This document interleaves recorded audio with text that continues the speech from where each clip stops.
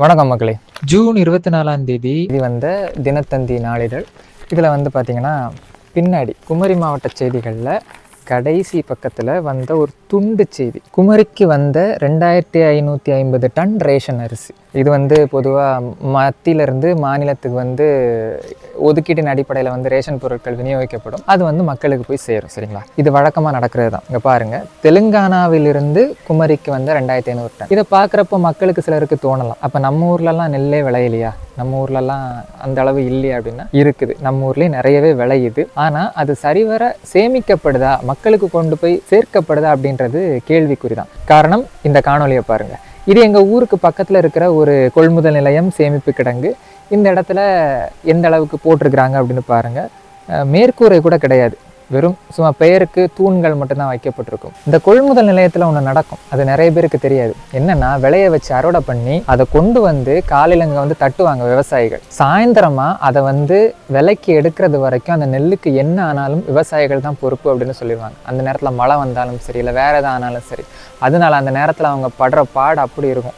மேலே தார்பாயெல்லாம் போட்டு மூடி திடீர்னு மழை வந்துடக்கூடாது அப்படின்னு வேண்டிக்கிட்டு இருக்கிறாங்க. இது ஜூன் 24 வந்த செய்தி. ஜூன் 23 நியூஸ் 18 போடப்பட்ட ஒரு செய்தி காணொலியை பாருங்க. தஞ்சாவூர் பக்கத்தில் இருக்கிற ஒரு ஊர், அந்த ஊரில் உள்ள ஒரு கொள்முதல் நிலையம், சேமிப்பு கிடங்கு என்ன கேவலமாக பண்ணி வச்சிருக்காங்க பாருங்க. நெல் மூட்டைகள் டன் கணக்கில் இருக்குது. அதுக்கு மேலே சும்மா தார்பாய் போட்டு மூடி இருக்காங்க. மழை அவ்வளோ நாசமாயிருக்கு. 2 பேரை பணியிடை நீக்கம் பண்ணியிருக்கிறாங்க. ஆனால் அது என்ன, நெல் வீணா போச்சு. உண்மையான தமிழர்கள் அறத்தின் பால் நிற்பவர்கள். அப்படிதான் நம்மளை வளர்த்தாங்க. நம்ம விடுதலை போராட்ட வரலாற்றில் ஆணையரவு சமர் நடந்துகிட்டு இருக்குது.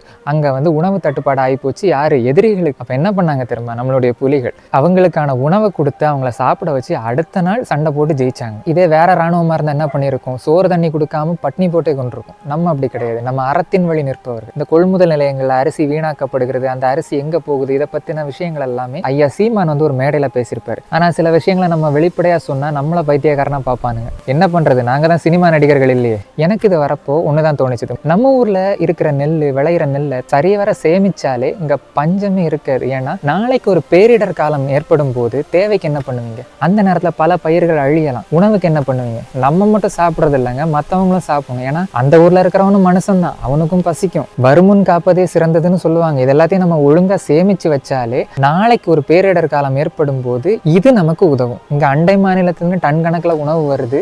நம்ம விவசாயிகள் விளைய வைக்கிற நெல் நாசமா போயிட்டு இருக்கு. புது அரசாங்கம் இப்பதான் அமைஞ்சிருக்குது. இதை முக்கியமா கவனத்தில் கொண்டு சரி பண்ணாங்கன்னா நல்லது. ஏன்னா இது உணவு சார்ந்தது, பசி சார்ந்தது. நம்ம மட்டும் உயிர் இல்லை, ஆடு மாடு காக்கா குருவி நாய் நரி எல்லாமே உயிர் தான். போதிக்கும் போது புரியாதது பாதிக்கும் போது புரிய வரும். ஒரு நாள் மக்களுக்கு புரிய வரும், அன்னைக்கு தெரியும். வெல்க தமிழ்.